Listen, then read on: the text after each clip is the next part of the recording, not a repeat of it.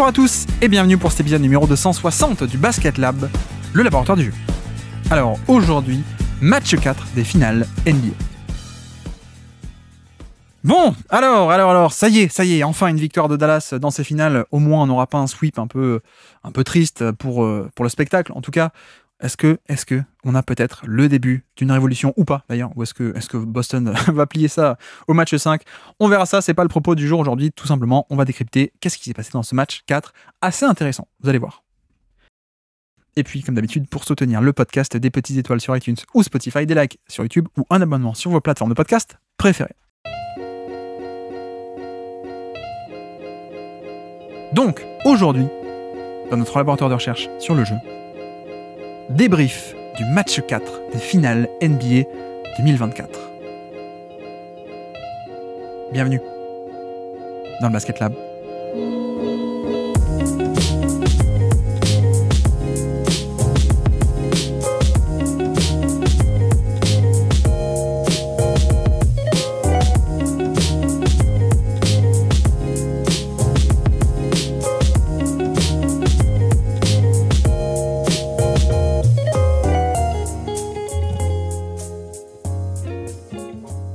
Victoire des Dallas Mavericks, donc on est à 3-1 dans ces finales NBA, avant de se projeter et de dire bon, est-ce que ça peut revenir à 3 partout et puis gagner le match en 7 ou quoi que ce soit. Avant ça, restons donc sur ce match 4 et faisons un peu le bilan de ce match 4 qui, bon, je pense que pas mal de fans de Boston vont vouloir un peu éliminer rapidement en disant bon, voilà, c'était un non-match total, l'autre côté ils sont en réussite, ok, on élimine ça et puis on finira le travail au match d'après. J'avoue que je suis pas totalement d'accord. Enfin, oui, Boston a été mauvais, mais je pense que ce serait un peu un non-sens, en tout cas une erreur de dire que c'est juste, bon là, c'est le hasard, on n'y était pas, non. Il y a aussi quand même des éléments tactiques assez intéressants, finalement, qui ont été déployés par Dallas, notamment, on va essayer de se concentrer là-dessus, parce que, comme dit, c'est pas qu'un match où on a eu manque de réussite totale d'un côté et surplus de réussite de l'autre, surtout que, on peut commencer par là, je vais vous donner la réussite à 3 points des deux équipes, donc Boston, 31%, évidemment plus bas que la moyenne, on est d'accord. Dallas, 32% à 3 points. Là, c'est sur le site de Cleaning the Glass, que vous connaissez peut-être, qui est un site qui enlève le garbage time. Donc tout ce qui est... voilà, en plus, on a eu un match où dès le troisième quart-temps, fin du troisième quart-temps, Mazzulla a sorti ses titulaires pour plier le match, c'était fini. Donc on enlève toutes les stats de après ça. Et donc en fait, sur les minutes de non-garbage time, les minutes où c'était compétitif, Boston, 31%, Dallas, 32%. Donc, en un sens, oui, Boston n'a pas eu de réussite à 3 points et ça aurait aidé, on est d'accord. Mais bon, c'est pas comme si de l'autre côté, tout était rentré pour Dallas non plus. 32% à peine à 3 points. Donc en fait, on a de nouveau les deux équipes qui ont très mal shooté à 3 points. Donc, déjà un peu cet argument de la simple réussite, le seul facteur aléatoire, pour moi, ne marche pas. Je pense qu'il y a des explications qui sont qui sont totalement autres. Et tout de même, on peut le souligner, puisque, en effet, Dallas donc continue de très mal shooter sur cette série, 32% à 3 points, c'est quand même très bas, évidemment. Mais pour la première fois, on a une excellentissime performance offensive.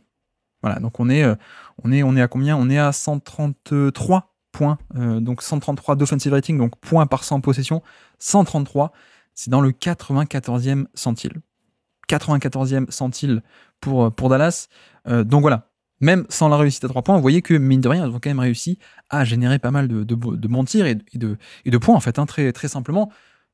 Et ce n'est pas lié, donc, simplement à une sur-réussite à 3 points, un peu ce facteur aléatoire. Non, on a aussi des très bons éléments tactiques qui ont été mis en place par Jason Kidd, qui avait déjà commencé à être mis en place dès le début de la série, en tout cas petit à petit, de plus en plus, et notamment donc au match 3 aussi. Si ça vous dit, vidéo déjà disponible sur le match 3 qu'on a sorti avant le match 4, évidemment, mais sur l'attaque de Dallas, et on voyait qu'il y avait des progrès. Il y avait déjà des progrès de la part de Jason Kidd, c'est juste, entre guillemets, que ni les 3 points d'entrée, ni le shot-making des stars. Là, c'est vrai qu'on a non seulement confirmation de ces progrès tactiques pour petit à petit arriver un peu à gagner la bataille du Lomen, on va le détailler, mais surtout on a aussi un shot-making un peu des stars qui est revenu. Donc ça, c'est un point aussi assez important, où en effet, les situations de 1 contre 1 sur le match 3, où tactiquement, enfin, Dallas arrivait à générer des bons tirs, mais ça rentrait pas. Doncic qui avait un lay-up, ça rentrait pas. Irving qui avait un lay-up ou un bon tir, ça rentrait pas. Là, match 4, c'est rentré un peu plus. Donc ça, c'est très bien. Et puis, c'est vrai que de l'autre côté aussi, performance offensive de Boston qui a été au contraire famélique, 85, même quasi 86 points par 100 possessions, donc d'offensive rating, et ça par rapport à tous les autres matchs NBA de cette saison de playoff, c'est dans le premier centile, donc à peine mieux que 1% de tous les autres matchs. Bref, donc c'est la cata absolue, et là encore, attention à pas trop surestimer, en tout cas à pas trop donner de l'importance, c'est simplement un aspect de bon, on est en forme versus on n'est pas en forme, ce match-là, ils n'étaient pas dedans alors que d'habitude ils sont dedans, etc. Je suis pas trop d'accord, et d'ailleurs, on l'avait un peu souligné match 3, mais ce qu'il faut bien comprendre, c'est que Boston est en train quasiment de gagner le titre. Pour l'instant, ils sont pas encore, on va pas s'emballer, mais bon, ils sont pas loin, ils sont à 3 victoires, ils sont à un match du titre, alors que on n'a pas forcément la faiblesse de Boston, comme on l'avait dit au match 3. La faiblesse de Boston, c'est-à-dire de ne pas mettre beaucoup de pression au panier, de ne pas prendre beaucoup de tirs au panier, ni des lancers francs, elle n'a pas totalement été corrigée. Et ce qu'on disait en sortie du match 3, c'est de dire, finalement, ok, Boston est pas loin du titre, mais on a un peu toujours la même équipe de Boston qui a été critiquée pour exactement les mêmes aspects. Et donc, pourquoi est-ce que je dis ça? C'est parce que match 4, on est encore une fois sur exactement le même profil de tir. C'est-à-dire la moitié des tirs qui sont pris à 3 points, et quasiment aucun, ou très très peu, tout est relatif, mais très peu, qui sont pris au niveau du panier. Voilà, c'est un peu ça le modèle de Boston. Donc là-dessus, voilà, je dis ça parce qu'il faut un peu apporter de la nuance, à la fois dans la victoire comme dans la défaite, mais je dis ça aussi dans le sens où on a exactement le même profil de tir, et la répartition des tirs et les tirs obtenus selon les zones, exactement pareil que dans les victoires, et d'autant plus que même dans les victoires, souvenez-vous, on n'avait pas non plus une incroyable efficacité à 3 points. Parce que là, on peut dire, ok, ils vont pas beaucoup au panier, et puis ils prennent beaucoup de tirs à 3 points, sauf que comme ils les ont pas rentrés, c'est pour ça qu'ils ont perdu. Malheureusement, non, c'est quand même pas aussi simple que ça, puisque, souvenez-vous également, je peux aller les chercher, là, je peux vous les dire, les efficacités à 3 points de Boston sur les derniers matchs, on n'est pas non plus sur des méga surperformances offensives en termes d'efficacité à 3 points. Donc, notamment, allons-y, le match 3 qui a été gagné, on était à 35% à 3 points. Bon, c'est quand même pas top, c'est au niveau de la moyenne, un peu en dessous, mais voilà, donc on n'avait pas non plus match 3, victoire avec le même profil de tir, mais il n'y avait pas non plus une différence en termes d'efficacité à 3 points, donc c'est pas ça qui explique ceci. Match 2, aussi victoire, alors que 24% à 3 points. Ok, et puis match 1 en effet. Match 1, souvenez-vous, ils avaient fait un run monumental dans la première mi-temps avec une pluie de 3 points qui tombait partout. Ça avait servi à créer de l'avance, et puis ensuite ils avaient réussi à tenir bon.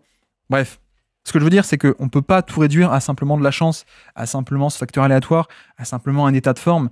Non, c'est pas que ça. Parce que le match 3, comme le match 4, on a le même profil de tir, et on a même semblablement plutôt la même réussite à 3 points. C'est pas comme si on avait un catastrophique et un génial, et pourtant on a 2 résultats différents. Mais alors, quel est un peu le secret de ce match-là? Comment ça se fait que Boston, avec à peu près le même niveau de performance, il gagne pas cette fois-ci? En fait, c'est que Boston a totalement perdu le jeu des possessions. Voilà, très, très simplement, et de manière assez honteuse, j'allais dire, non, parce que ça c'est un qualificatif de jugement, mais de manière assez énorme plutôt, la bataille des possessions a été complètement perdue. C'est pour ça, tout simplement, qu'eux ont fait une performance d'offensive rating qui a été catastrophique alors que Dallas a été très très bonne. C'est pas tant le côté réussite au tir qui est un peu, qui est vraiment similaire par rapport au match 3, par exemple. Le profil de tir, la fréquence des tirs selon les zones, pareil. Mais par contre, le jeu des possessions a été totalement perdu, c'est-à-dire, détaillons-le, donc Boston a été catastrophique au niveau des turnovers. Quasiment 20%, allez, ils sont à 19% de turnover percentage, donc c'est énormissime. Ils ont perdu plein de ballons, et donc ça fait plein de possessions où, en effet, tu as la possession, mais t'as pas un tir à la fin, forcément. Donc, des cartouches que t'as même pas pu utiliser, forcément. Et puis, de l'autre côté, aussi, un rebond offensif qui a été, là encore, famélique. Bon, ça, en même temps, c'est pas non plus la grande force de Boston, sauf que, nuance, souvenez-vous, qu'est-ce qu'on disait sur les matchs 1, 2, 3, à chaque fois on disait, tiens, il n'y a peut-être pas des tonnes, mais Boston, ils arrivent toujours à prendre des rebonds offensifs qui font très mal. Si on regarde les chiffres généraux de rebonds offensifs, ça saute pas aux yeux, mais par contre, il y a toujours un Jrue Holiday qui arrive à se faufiler au panier et qui, après une excellente possession défensive de Dallas, vient tout gâcher avec un cut, rebond offensif, plus une passe, un kick-out et puis un panier, ou alors un lay-up, ou alors une deuxième chance, comme dit, encore une fois, pas que Jrue Holiday, mais tout le monde, après une bonne position défensive de Dallas, on arrive à générer une deuxième chance. Voilà, ça faisait très mal. Là, en l'occurrence, au niveau du jeu des possessions, de à quel point est-ce que tu as un nombre de cartouches plus élevé que l'adversaire ou pas, bah voilà, Boston, ils ont perdu beaucoup de ballons, donc ça fait pas des tirs à la fin de ces possessions-là. Et puis de l'autre côté aussi, très peu de rebonds offensifs, et devinez quoi, c'est totalement l'inverse du côté de Dallas. C'est-à-dire que d'habitude, l'équipe qui perd le plus de ballons, c'est Dallas en tendance générale, et celle qui en perd peu, c'est Boston. Là, ça a été totalement l'inverse, c'est-à-dire quasiment 20% de turnover percentage pour Boston. Donc c'est dans le 7e centile, une performance qui est mieux que à peine 7% de tous les autres matchs NBA. Bref, très mauvais. De l'autre côté, Dallas, 95e centile en termes de turnover percentage, donc mieux que 95% des autres matchs NBA de cette saison. Bref, ils ont été extrêmement propres. Donc eux, ça fait plein de possessions déjà, ne serait-ce que sur ça. Plein de possessions où Boston, eux, ils n'arrivaient pas à tirer, donc aucune chance de marquer, 1-0, alors que Dallas, quand tu prends un tir, tu as forcément plus de chances de marquer. Donc ce jeu des possessions, plus de cartouches pour Dallas, ne serait-ce que sur les turnovers. Et puis également aussi, là où Boston a été quasiment absent totalement du rebond offensif, ça a été l'inverse de l'autre côté, avec enfin Dallas qui est à quasiment 39% de rebond offensif. Où est-ce que ça classe la performance? Dans le 94e centile. Rebond offensif, Boston, premier centile. Dallas, 94e centile. Et donc, voilà, moi, pour le coup, c'est un peu ça, on en parlait en preview, mais c'est un peu ça que j'attendais sur cette série. Et c'est que enfin, Dallas arrive un peu à gagner ce jeu des points. Alors, peut-être pas au niveau des turnovers, parce que Dallas perd plutôt pas mal de ballons en général, mais que au moins le rebond offensif, ça aille attaquer pas mal. Et en effet, c'est ce qu'on a vu, c'est ce qu'on a enfin eu, c'est cet aspect de domination où ils sont pas. Regardez les chiffres de saison régulière, Dallas c'est pas non plus dominant en rebond offensif, mais ils ont cette carte maîtresse, cet atout qu'ils peuvent sortir, qu'ils ont sorti beaucoup, énormément en playoff déjà contre OKC, un peu moins contre Minnesota, mais parce que les Wolves défendent bien le rebond. Et voilà, là contre Boston, enfin on a un match où cet atout du rebond offensif a été dégainé et bien dégainé et ça a marché complètement.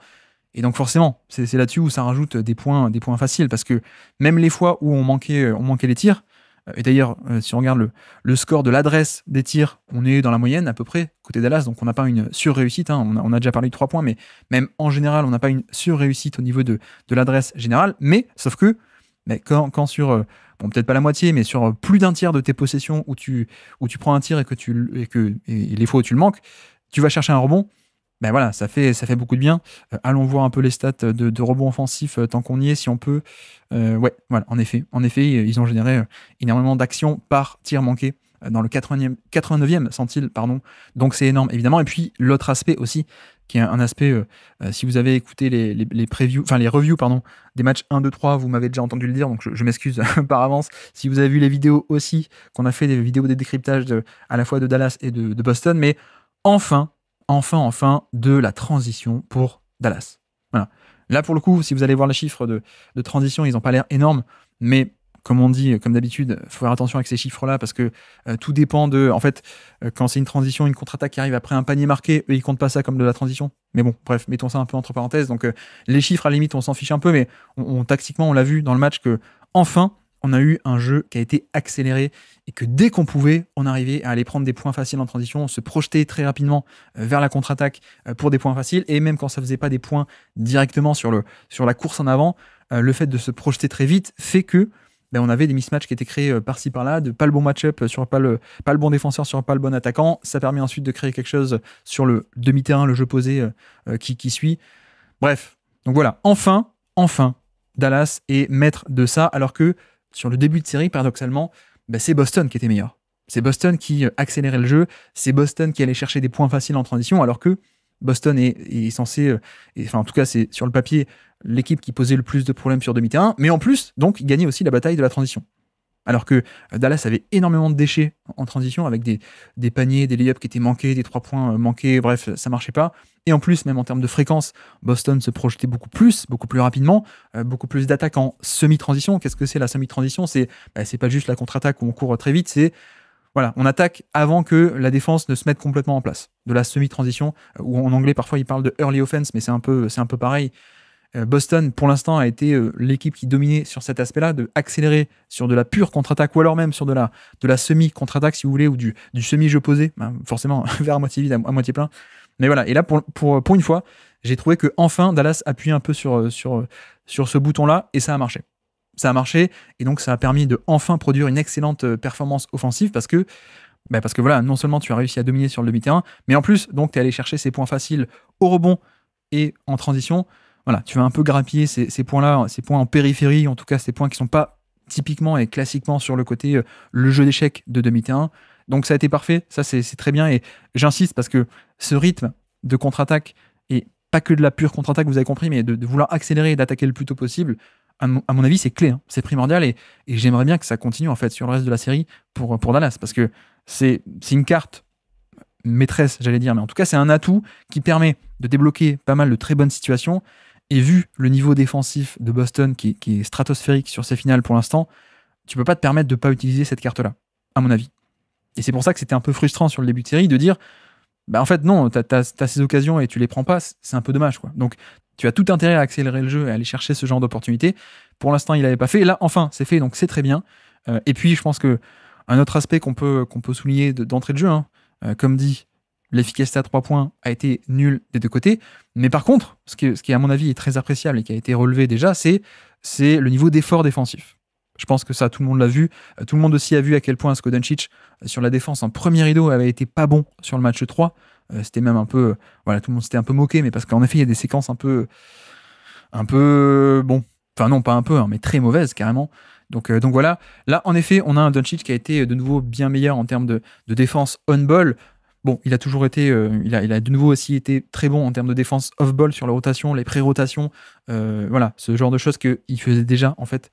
Je trouve que les critiques qu'on pouvait lui faire, c'est surtout sur la défense en premier rideau, mais en deuxième rideau, il a toujours été bon. Là, je trouve qu'en effet, on a de nouveau eu un Doncic qui a fait un bon effort défensif, et au-delà de ce côté effort défensif, je pense aussi que on a aussi Jason Kidd, qui, d'un point de vue coaching et tactique, commence petit à petit à grappiller des points et je dirais pas à gagner la bataille et la guerre, plutôt la guerre du Lomen, mais petit à petit il y a des ajustements, il y a des trucs qui se mettent en place et on arrive de mieux en mieux à contrer ça. Mais alors, de quoi est-ce qu'on parle? Qu'est-ce que le Lomen? Donc le low man, littéralement l'homme le plus bas. Qu'est-ce que c'est? C'est l'homme le plus bas par rapport à la ligne de fond, évidemment. Et qu'est-ce que c'est? C'est en fait le rôle, l'homme dans ce rôle-là, donc l'homme qui est le plus bas sur le terrain, et notamment côté faible, c'est celui qui doit aider au panier. Et en effet, on a vu sur ces finales NBA un peu la guerre du Lomen, qui est un enjeu tactique énormissime sur à peu près toute la NBA actuellement, mais donc d'autant plus sur ces finales. Et qu'est-ce qu'a réussi à faire Mazzulla sur le début de série?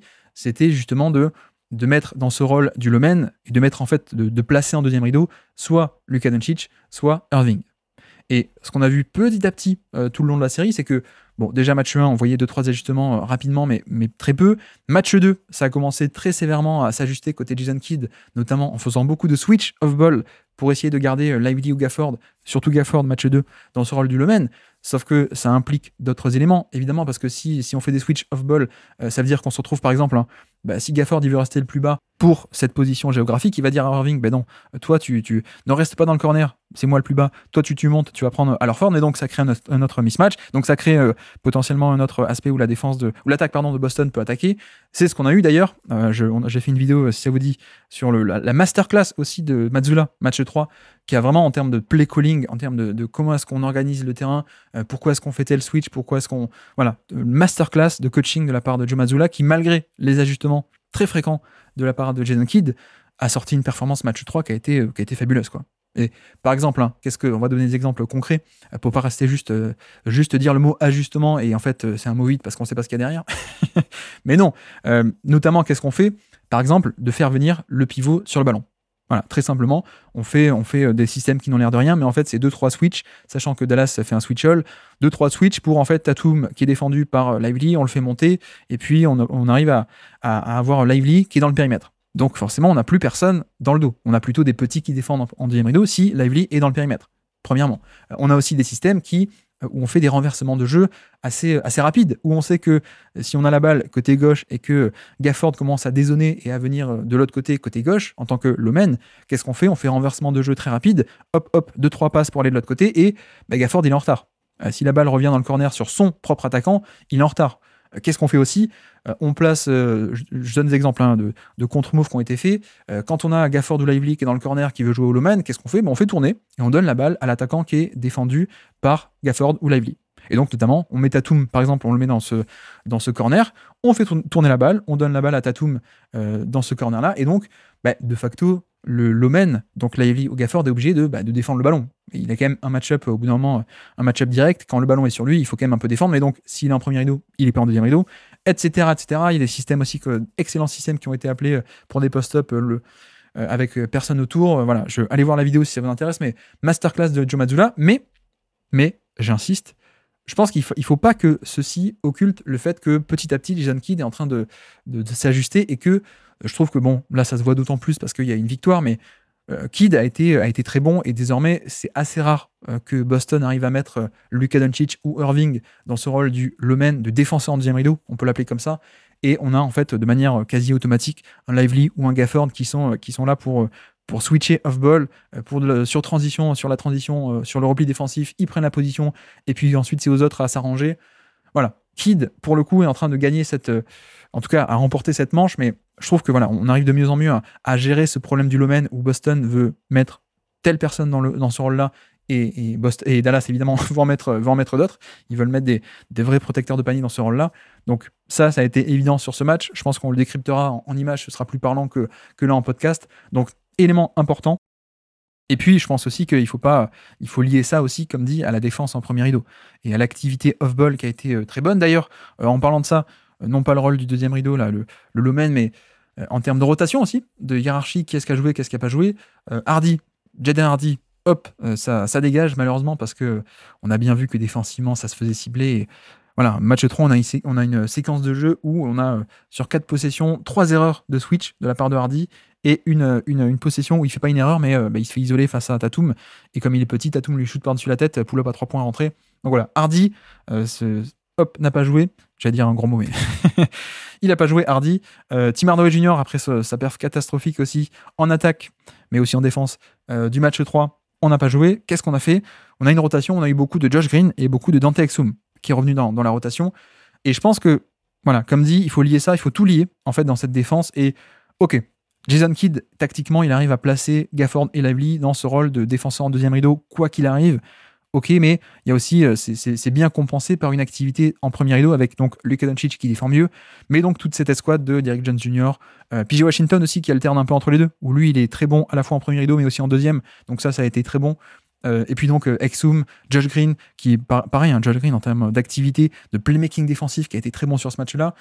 Donc voilà, finalement, est-ce que ce serait pas ça la bonne formule d'avoir le plus de défenseurs possible et ensuite de voir comment est-ce que ça marche en attaque, plus ou moins, mais en tout cas là c'est la formule qui a marché. C'est la formule qui a marché, de dire on rajoute des défenseurs, on arrive à très bien gérer cette attaque en fait en structurant le terrain et avec cette activité défensive. Donc ça c'est parfait. Côté Boston aussi, mine de rien, qu'est-ce qu'on peut noter, c'est le fait que c'est un peu bon, je veux pas du tout tomber dans le biais du résultat. Comme dit aussi, moi c'est un truc qu'on a relevé en vidéo, même dans les victoires, mais on a retrouvé pas mal de possessions un peu mauvaises de la part de Boston où ça prend des pull-ups un peu loin du panier. Et parfois ça les met, pour le coup. Parfois ça les met, c'est pull-up à 3 points ou c'est pull-up à mi-distance. Mais je pense qu'il y a eu quelques mauvais pull-ups aussi dans ce match-là qui n'ont pas aidé, côté Jaylen Brown, côté Tatum. Et voilà, quand on a aussi ce schéma de Dallas qu'est-ce qu'on fait sur les écrans? En switch, donc on concède entre guillemets un mismatch, mais sauf que c'est pas un vrai mismatch, c'est pas un vrai 1 contre 1 parce qu'on vient aider derrière, donc ce fameux rôle du Lomen. Ben voilà, quand on est dans ce schéma-là, quel est le but? C'est de forcer Tatum ou Brown à prendre le pull-up à 3 points parce que c'est pas très efficace, c'est pas très rentable sur un long échantillon, sur un gros échantillon et au long terme, pardon. Donc voilà, dès que Tatum ou Brown ils obtiennent le switch, ils vont pas dans la raquette, ils vont pas déclencher un driving kick, ils vont pas au panier mettre la pression, mais qu'ils prennent le pull-up à 3 points, un peu contesté par Doncic, qui presse très haut avec une aide derrière. Ben on est content en fait. On est largement content côté Dallas. Donc ça a participé. Et puis, ce qui fait que j'ai trouvé que bon, faudra peut-être que je revoie le match. Là, je le fais un peu à chaud, mais j'ai eu l'impression que on a eu beaucoup moins du fameux Boston un peu en driving kick. Voilà, le Boston, comme dit, on l'avait parlé en preview, mais paradoxalement, c'est une attaque qui va chercher le mismatch, mais ils sont jamais plus contents que quand ils n'attaquent pas directement le mismatch, mais qu'il y a des aides qui viennent et qu'ils ne sont pas forcés de scorer face au mismatch, mais que ça provoque des aides et donc des driving kicks et donc du jeu développé, fluide, et extra pass, catch and shoot. Là, j'ai trouvé donc que avec cette combinaison de schéma de Dallas, la bataille du Lomen qui a été remportée et le premier rideau est arrivé à forcer ses pull-ups, j'ai trouvé qu'on avait beaucoup moins de ce qui avait fait la force de Boston ce jeu de pénétration, aller au panier, en tout cas aller toucher la raquette, et puis driving kick, et puis ensuite, une fois que le décalage est fait, ça ressort, et puis extra passe, et puis une fois que le décalage est fait, c'est gagné, quoi. On fait tourner, et puis on trouve l'ouverture. Là, non. Là, j'ai trouvé qu'on avait moins de ça, moins aussi de catch and shoot ouvert, finalement, qui était aussi la force de Boston, hein, d'arriver à générer ces tirs à 3 points, ces catch and shoot de grande qualité. Là, c'est peut-être qu'une impression, mais j'ai trouvé qu'il y en avait tout de même moins, et voilà, à confirmer dans les chiffres, mais en tout cas, visuellement et tactiquement, en découpant un peu chaque action ce matin, j'ai trouvé qu'il y avait moins de ce genre de séquence hyper fluide. Donc ça, c'est aussi à mettre, je pense, au crédit de Boston, pardon, de Dallas, je me perds. D'ailleurs, on avait parlé également, mais sur Jaylen Brown, de plus en plus, je trouve, on arrive à faire en sorte que ça n'aide pas. Et c'est un peu un aspect qui est primordial pour moi, parce que finalement, quel avait été un peu le pari en début de série, c'est que, bon voilà, Boston, on part à la chasse au mismatch, on va trouver Luka Doncic, et puis on l'attaque, ou un autre, hein, on l'attaque, et puis ça provoque une aide, et donc on fait driving kick, voilà, tout ça on connaît. Le pari qui avait été fait, je pense, c'était de mettre la pression sur Jaylen Brown, mais pas au niveau de l'écran, mais plutôt sur ces fameux schémas d'aide. Or, qu'est-ce qu'on a vu sur le début de série, c'est que Jaylen Brown y répondait plutôt bien, même plutôt très bien, et beaucoup mieux que ce qu'on aurait pu penser, c'est-à-dire, finalement, quand on a beaucoup de pression qui est mise en deuxième rideau et sur les aides, ça a beau ne pas être un excellent passeur, il se trouve que il a bien passé, très bien passé, il a fait de très bonnes lectures aussi, parce que dans un tel spacing, c'est peut-être plus facile de faire de bonnes lectures, mais de facto, voilà, on avait cet aspect-là où Jaylen Brown, il y avait un peu des aides automatiques qui venaient sur lui en deuxième rideau. Là, je trouve que l'ajustement qui est en train d'être fait, c'est que depuis le match 3, on a moins de ces aides un peu automatiques sur Jaylen Brown, et ce qui fait que on a de nouveau beaucoup plus de séquences où ça ne vient pas forcément aider, donc ça n'offre pas une solution de passe sur le drive. Et finalement, comme dit, hein, peut-être paradoxalement, ou c'est contre-intuitif, mais on a commencé la série en se disant, bon, c'est pas un bon passeur, donc on va lui mettre la pression, et on va le forcer à faire des extra passes où il est pas à l'aise, sauf que il a été excellentissime sur les driving kicks et sur les passes pour ressortir, donc ok, on s'ajuste, et donc de nouveau, on a de nouveau plus de séquences, je trouve, où Jaylen Brown, en fait, il est tout seul. Il est sur son île, sur un vrai 1 contre 1, pour le coup, et en effet, quand il n'y a pas des aides qui viennent, il n'y a pas d'ouverture, et donc on se retrouve aussi avec pas mal de fois où Jaylen Brown, il fait son drive, il est un peu stoppé dans la short mi-distance, et puis il prend un pull-up pas efficace, ou voilà, ce genre de truc. Donc ça participe aussi, à mon avis, de cette attaque qu'on a beaucoup moins vu en driving kick, et beaucoup moins fluide, et beaucoup moins je vais toucher la raquette, puis je ressors, puis décalage, puis extra passe, etc. Ça, on l'a aussi moins vu, parce que je trouve qu'on commence un peu à doser et à faire baisser le curseur par rapport à la défense, notamment de Jaylen Brown. Tatum, oui, c'est toujours un peu pareil, et puis même Jaylen Brown, dans des situations un peu trop catastrophiques, ou quand le premier rideau est percé trop facilement, oui, ça vient aider, on est d'accord, mais je trouve qu'on a un premier rideau qui tient de mieux en mieux, on l'a vu sur ce match-là, et on a des aides moins automatiques qui permettent de faire ceci. Et puis, pour terminer aussi, on a également vu quelques séquences à Boston sans pivot, en fait. Pourquoi ? Parce que Porzingis est blessé, et donc Al Horford est le pivot titulaire, évidemment. On a aussi du Tillman qui a été sorti de sa boîte et qui fait plutôt de bonnes performances, mais le problème, c'est que Tillman, non seulement il n'a pas de spacing, et puis il se fait cibler de l'autre côté. Et même si ça tient plutôt bien sur le ciblage, évidemment, c'est pas parfait, mais donc un peu cette combinaison des deux fait que ça a poussé Mazzulla là pour la première fois de la série, je crois, de mémoire. J'ai pas le souvenir de grandes séquences de jeu sans poste 5, mais donc ça a poussé Mazzulla à faire des séquences sans pivot, sans backup pivot, et donc un small ball total, hein, en 5-out complet. Ça n'a pas payé, mais à suivre. Ça peut aussi être un antidote assez intéressant à cette défense de Dallas, qui aime bien, comme on l'a toujours dit, congestionner l'espace, et ainsi de suite. Donc, à voir à quel point, si Porzingis n'est pas là, à quel point est-ce qu'on va aussi retourner et reprendre cette carte-là du small ball. À voir aussi à quel point tu peux pas être puni par ça défensivement si tu restes vraiment trop petit. D'ailleurs, c'est pas pour rien sur ces séquences de jeu où non seulement Boston était petit, mais en plus faisait des switches. Donc, en plus, on n'avait même pas le bon match-up au bon endroit, et donc rebond offensif.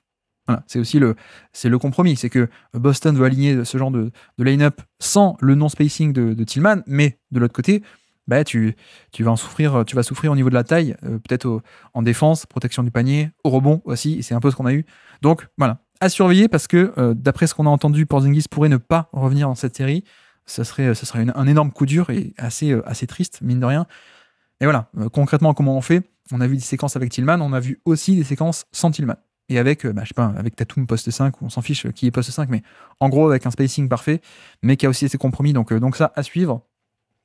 Et puis, pour revenir, pour détailler un peu au niveau de l'attaque de Dallas, je pense que, bon, premièrement, le rythme. Le rythme, on en a déjà parlé, cette semi-transition, cette early offense, on l'a retrouvé côté Dallas, plus que ça aussi de la contre-attaque tout court, hein, où on se projette très vite en avant. Donc ça, c'est parfait. Le rebond offensif, évidemment, qui a été un énorme point central de ce match, et comme dit aussi, le rebond offensif qui a peut-être été facilité parce que comme Boston switch partout, t'as pas toujours les bons match-up aux bons endroits, mais au moins pour une fois ça a marché, donc ça c'est très bien, ça permet de faire basculer le match avec pas mal de points bonus. D'ailleurs, un peu marrant, on a vu un 3 points de Dereck Lively. Et oui, c'était... Alors je sais pas si vous êtes surpris ou pas, mais en général, les gens, et moi-même, hein, on est fan de NBA, on connaît pas ce qui se passe avant, au niveau, parfois on connaît au niveau NC, mais peut-être pas forcément au niveau high school, mais sachez qu'au niveau high school, Lively était un shooter. Voilà. Alors pas un énorme shooter d'après ce que j'ai compris, mais il avait un peu une mécanique de tir, donc bref, petit fun fact, c'est pas un non-shooter total qui a pas du tout cette historique. Apparemment, il a déjà pris quelques jump shots dans ses années lycée, donc ça, voici ce qui explique peut-être un peu plus pourquoi est-ce qu'il a dégainé comme ça un peu de manière surprenante. En plus, sur un système où on peut revenir sur ce cas-là où Jason Kidd arrive de mieux en mieux à structurer son attaque, et notamment de qui est-ce qu'on met à tel endroit pour permettre que Doncic et Irving fassent des drives de manière non contestée, au moins sur le début du drive. Parce que le problème, c'est quand on a un stunt, une aide qui vient en tête de raquette. Donc, en début de drive, si le terrain est bouché, je peux pas progresser, je peux pas aller sur mes spots, je peux pas finir le drive et aller jusqu'au panier. Donc voilà, le drive est tué dans l'œuf. Et donc l'ajustement qu'on a bien illustré depuis match 2 et même match 3, c'est cet aspect où Jason Kidd arrive de mieux en mieux à structurer le terrain pour faire driver, par exemple, driver Doncic sur un côté où il n'y a personne sur l'aile. Comme ça, personne sur l'aile, personne en tête de raquette, pas de défenseur, personne pour me freiner, et s'ils veulent, ils peuvent venir aider à la fin du drive au niveau du panier, mais au moins je suis sur mon spot proche du panier. Voilà, c'est un peu l'idée. Et donc notamment, un des contre-moves qu'on a déjà beaucoup détaillé, c'est de mettre un seul shooter dans le corner. Et donc, c'est un peu comme ça qu'est venu le 3 points de Lively, qui est totalement surprise, un play call un peu surprise que Jason Kidd adore. C'est cet aspect où donc on met Lively dans le corner. Donc défendu par Tatum, évidemment, pour ce jeu des match-up qu'on a déjà détaillé. Et donc Tatum se dit, je peux l'abandonner et aider sur le drive de Doncic. Sauf que passe directement 3 points de Lively, badaboum. Voilà, c'était un peu l'élément surprise. Mais donc plus généralement, pour sortir un peu de cet exemple-là, je trouve que donc l'attaque de Kidd est de mieux en mieux de ce point de vue-là, avec, comme dit, plein de petites trucs et astuces pour soit on arrive à faire driver Doncic ou Irving avec aucune aide qui vient. Donc ça, c'est très bien. On le fait driver sur un côté où il n'y a personne sur l'aile. On fait driver sur un côté où il y a un seul shooter de tout le côté là. Et c'est un bon shooter qui permet que ça ne vienne pas aider à une passe près. Donc voilà, ce genre de petits ajustements. Et plus globalement, je trouve que l'attaque ressemble de plus en plus à, vous savez, un système qui s'appelle le 1-4 flat. Qu'est-ce que le 1-4 flat? C'est donc en littéralement le 1-4 plat. Hein. Et qu'est-ce que ça veut dire? C'est on a un joueur qui est dans le périmètre et 4 plats, ça veut dire 4 à plat, les 4 le long de la ligne de touche. Voilà. Et donc, quel est le but? C'est que on ait une vraie isolation en tête de raquette ou dans le périmètre, et que si les 4 attaquants sont en bas, les 4 défenseurs aussi, a priori. Donc ça permet d'isoler complètement. C'est un système qui était beaucoup utilisé dans les années 2000 parce que ça libère beaucoup de pull-up à mi-distance. Et donc c'est à cette époque qu'on aimait beaucoup ça, même si ça donne un spacing qui est nul, hein, forcément, autour du panier. Mais ça permet de faire ça. Bon, là on n'est pas totalement en 1-4 flat complètement, mais il y a souvent, je trouve, dans ce match, et de plus en plus, Kidd aligne des systèmes un peu en 1-3 flat. Donc, c'est-à-dire, non pas 4, mais 3 joueurs très plats, 2 dans les corners, 1 autour du panier. Bon, il reste quelqu'un qu'on mettre, non pas ligne de fond, mais au niveau de l'aile, hein, si vous voulez, par exemple. Mais, donc, ça permet de libérer totalement l'autre aile. Voilà, on met le ballon, soit on attaque depuis le plein centre, soit sinon on met le ballon sur l'autre aile, et donc on peut avancer comme ça et aller jusqu'au panier en étant non contesté, parce qu'on a cette forme d'attaque finalement où on arrive un peu à tout mettre à plat et donc à donner plein d'espace pour aller au moins sur les spots. Et c'est aussi la caractéristique de Dallas, c'est que eux, ils n'ont pas forcément besoin de libérer totalement des lay-ups complètement jusqu'au panier, parce que Doncic, voilà, même s'il s'arrête à 2 mètres du panier et qu'il y a des aides qui viennent à 2 mètres du panier, il est au moins sur ses spots et il arrive à mettre ses tirs. Ou alors à provoquer ses lancers francs. C'est ce qu'on a vu. Ce qui me permet de faire une petite parenthèse, évidemment, le shotmaking des Stars qui a été bien meilleur sur ce match-là qu'on a pu voir par le passé. Donc voilà, tout ce qui est isolation face à Horford, on arrive à l'amener un peu plus proche du panier, à prendre le pull-up, on arrive à provoquer des lancers francs. Bref, shot-making des stars qui a été important. Et puis l'autre aspect tactique que j'ai bien aimé, c'est tout ce qui est un peu les side action. Alors, bizarrement, side pick and roll, mais aussi side isolation. Donc, qu'est-ce que c'est Side, c'est un pick and roll qui va sur le côté, qui ne rentre pas vers l'intérieur, mais sur le côté. Et qu'est-ce que ça permet? C'est que on a tout un quart de terrain, personne dans le corner, et le ballon qui va vers ce quart de terrain totalement libre. Et donc ça permet évidemment de soit faire un drive parce que il n'y a pas de joueurs, donc il n'y a pas d'aide qui viennent, donc ça permet de progresser, d'aller jusqu'au panier à partir de cette position et ce pick and roll qui part sur le côté d'abord, mais ensuite comme il n'y a personne, on peut re-rentrer vers faire une courbe et aller au panier. Ou alors une side isolation, ça veut rien dire en termes de vous avez compris l'idée, mais en gros on isole, on fait l'isolation non pas en tête de raquette, non pas à 3 points plein centre du terrain, mais sur le côté. Et donc pareil, l'avantage de ça, c'est que si on est sur le côté, on est un peu tout seul, donc on peut plus facilement opérer. On peut aller cibler Sam Hauser, on peut aller cibler Tillman, on peut aller cibler Pritchard en étant sur le côté, et donc les aides doivent venir, peuvent pas venir comme si on était plein centre du terrain, elles peuvent venir d'un peu partout, elles peuvent se mettre en pré-rotation. Non, en isolant un peu sur le côté, on a cet avantage-là. Et puis oui, aussi un autre truc qu'on n'a pas vu beaucoup, mais isolation de Doncic en tête de raquette. Non pas à 3 points, donc plein centre du terrain, mais pas à 3 points, mais plutôt en tête de raquette. C'est-à-dire, on fait un petit pick and roll au niveau de la tête de raquette, Boston switch, et puis une fois qu'on a le switch, on fait s'installer au poste haut, mais c'est une sorte de poste bas en fait, poste bas en tête de raquette au niveau de la ligne des lancers francs. On fait s'installer Doncic contre, par exemple, Sam Hauser, et donc voilà, on est déjà plus proche du panier, on est déjà sur son spot préférentiel, et donc petit fadeaway, et puis voilà. Ça, c'est quand même mieux que les pull-up à 3 points qui ont été forcés face à Horford. C'est quand même mieux que de l'isolation où Boston peut surcharger le terrain, peut venir aider, peut empêcher de faire un drive et d'aller au panier ou dans la raquette. Voilà, mine de rien, je ne vais pas non plus continuer à détailler, mais pour résumer, transition, rebond offensif, tactiquement, une attaque de Jason Kidd qui est de mieux en mieux structurée et donc qui permet de plus en plus de drive et d'action où les stars peuvent aller sur leur spot, et puis le shot-making, donc ça aide pas mal. Voilà pour le côté très bon pour l'attaque de Dallas qui, vous avez vu, vous voyez que on a eu affaire à une attaque qui, pourtant, en shootant à 32% à 3 points, a fait un score d'offensive rating qui a été fabuleux.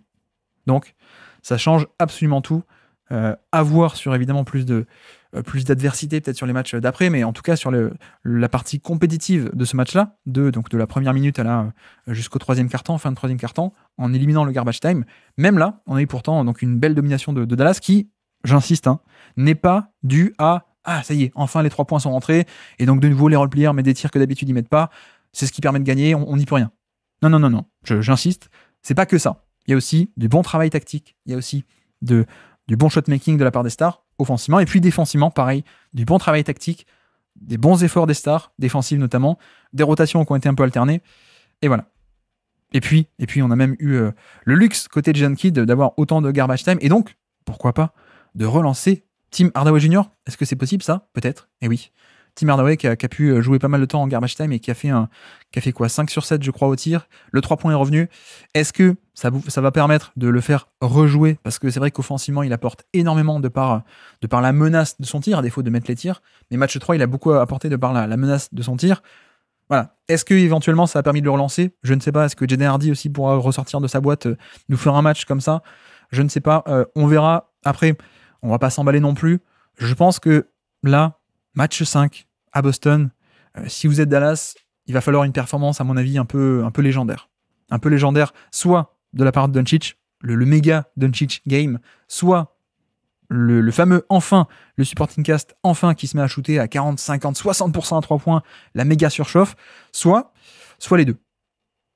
Je pense qu'on en est là. Je pense que ça va être assez compliqué. Donc, s'il y a une perf un peu légendaire à sortir, ça va être maintenant. Comme ça, après, on divague un peu sur la fin de podcast, excusez-moi, mais comme ça, après, on a le match 6 de retour à la maison.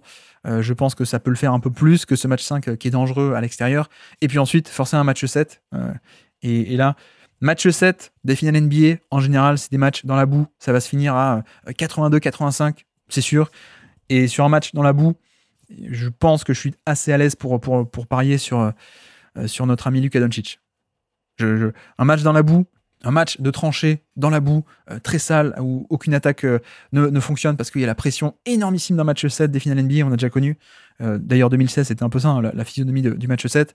Très moche. Donc, si Dallas arrive à forcer un match 7 et ensuite à Luka Doncic pour un match 7 des finales NBA, où ça va peu scorer et on a Luka Doncic qui lui fait de l'isolation, fait son pick and roll et arrive à forcer un peu malgré tout, attention. Bref. Fermons cette parenthèse un peu fiction. On n'en est pas là, mais voilà, finissons par ça tout de même un peu plus, soyons sérieux. De très bons ajustements de la part de Jason Kidd. On attend aussi maintenant les petits contre-moves de la part de Mazzulla. Ça peut aussi être le fait que les tirs rentrent plus, mais vous voyez que Dallas, les tirs sont pas forcément beaucoup plus rentrés, et pourtant, on a eu une vraie rouste. Donc, à voir, à suivre pour ces finales. Ça fait quand même du bien d'avoir un peu une victoire de Dallas et pas un sweep qui aurait été un peu moins marrant. Voici pour le décryptage de ce match 4. Merci à tous d'avoir suivi cet épisode, j'espère que ça vous aura plu. Et donc voilà pour ce match 4 qui, comme dit, ne tient pas simplement à de la sur-réussite, un peu un état de forme, état de grâce versus état de non-grâce, on peut dire. Non, c'est pas ça du tout, il y a quand même des choses très intéressantes à dire tactiquement, vous avez vu. Rendez-vous bientôt en podcast, je pense, pour le débrief du match 5. Et puis sinon, rendez-vous sur la chaîne YouTube dès demain, je pense, pour décryptage vidéo cette fois. Vous le savez, on fait pas mal de décryptage vidéo pour chaque match des finales. On fait le décryptage de l'attaque de Boston, puis de l'attaque de Dallas. On fait les deux. Donc rendez-vous sur ces prochains jours pour 2 vidéos YouTube, décryptage attaque Dallas et décryptage attaque Boston, pour mettre des images sur les mots. Et donc, sur ce, je vous remercie une nouvelle fois de m'avoir écouté jusqu'au bout. Un grand merci pour votre soutien sur ces finales NBA. Ça fait plaisir, ça fait vraiment très plaisir. Et moi, je vous dis à très bientôt. Ciao!